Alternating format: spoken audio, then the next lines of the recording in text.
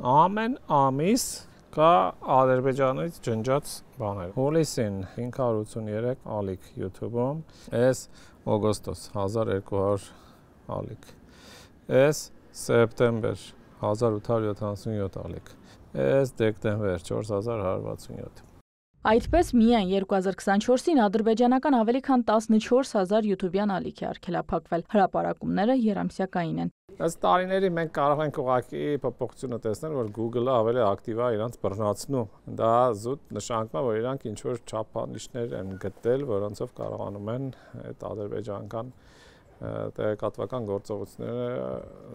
տեսնել, գտնել։ Google-ը, ինչպես մնացած մեծ հարթակները, օրինակ Meta-ն, հատուկ թիմեր, որոնք փորձում են բռնացնել խմբավորումներին, հիմնական պետությունների կողմից ստեղծված կամ պետությունների վրա աշխատող, որոնք օգտագործում են այդ հարթակները իրենց տեղեկատվական գործողությունների համար։ Google-ում դա կոչվում են կոորդինացված ազդեցության օպերացիաներ։ Ադրբեջանը արդեն շատ երկար ժամանակ է շատ ակտիվ ներդրումներ է անում սոցցանցերում իրեն պետքական գովազդը տարածելու համար։ Խոսքը մեծ ներդրումների մասին է, տարիներ շարունակվող, բայց թե որքանով են դրանք հասնում իրենց նպատակին, նաև որպես հիբրիդային պատերազմի մաս, վերլուծություններ չկան։ Ի դեպ, այս տեղեկագրերում ադրբեջանական արգելափակումների մասին առաջին անդրադարձը 2021-ին է եղել, հունիսին 33 ալիք էր արգելափակվել, որոնք նաև հայերենով ադրբեջանական բանակին աջակցող բովանդակություն էին տարածում։ 2021-ից 24 թվականներն ընկած ժամանակահատվածում Google-ում արգելափակված ադրբեջանական ալիքների թիվն անցել է 16000-ը։ Սամվել Մարտիրոսյանը մանրամասնում է։ Իրանք մի քանի ուղղությամբ են աշխատում, դա հիմնականում YouTube-ն է, հետո գիտեք կա Google News, այսինքն Google-ի մեջ լրատվականների ոնց որ մոնիտորինգի հարթակ, շատերը Հայաստանում այդքան պոպուլյար չի, բայց աշխարհում բավական շատ օգտվում են։ Արգելափակվող ալիքների բովանդակությունը բոլոր ամիսներին էլ հիմնականում նույնն է։ Տեղեկագրերից իմանում ենք։ Դա ուրեմն Ադրբեջանի ու Ալիևի այսպես փառաբանումն է, Հայաստանի դեմ ինչ որ նյութերի տարածում, պլյուս ընդհանրապես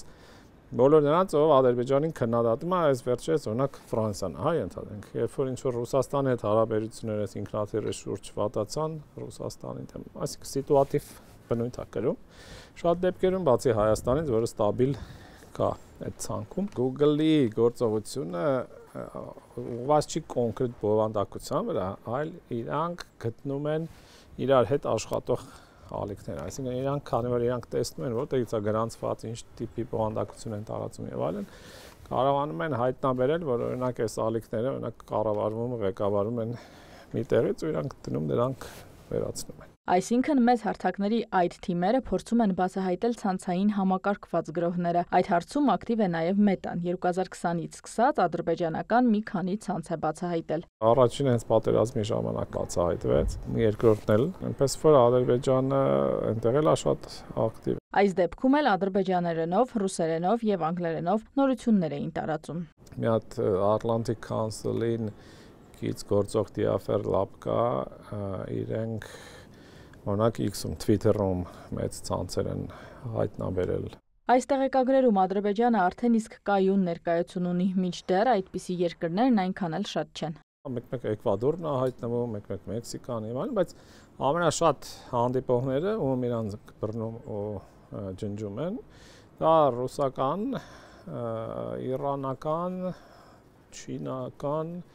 խմբավորումներն են ու Ադրբեջանը ստաբիլ, այսինքն եթե նայեք ամեն ամիս մի քանի հազար ադրբեջանական յութուբյան ալիք իրանք ջնջում են։ Ջնջվող ալիքների քանակով Ադրբեջանը 2024-ին երրորդն է եղել, Չինաստանից ու Ռուսաստանից հետո։ Իսկ Հայաստանն այսպիսի տեղեկագրերում հայտնվում է։ Հայերը ընդհանրապես նմանատիպ տեղեկագրերում երևացել են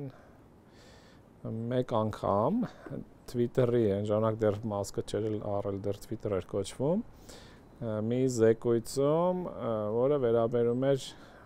պատերազմի օրերին, իրենք հայտնաբերել էին 35 հաշիվ Twitter-ում, որոնք ներկայանում էին իբր ադրբեջանական պաշտոնյաներ եւ այլն։ Հայերեն բովանդակության արգելափակման մասին մեկ անգամ էլ սպառնալիքների վերլուծության խումբն է նշել, ըստ որի Google News-ում հայերենով եւ վրացերենով ռուսամետ բովանդակություն է տարածվել։ Անդրադարձ է կատարվել երկու երկրների քաղաքական գործընթացներին։ Իրինամ Կրշյան, Դավիթ Մաչկալյան, լուրեր։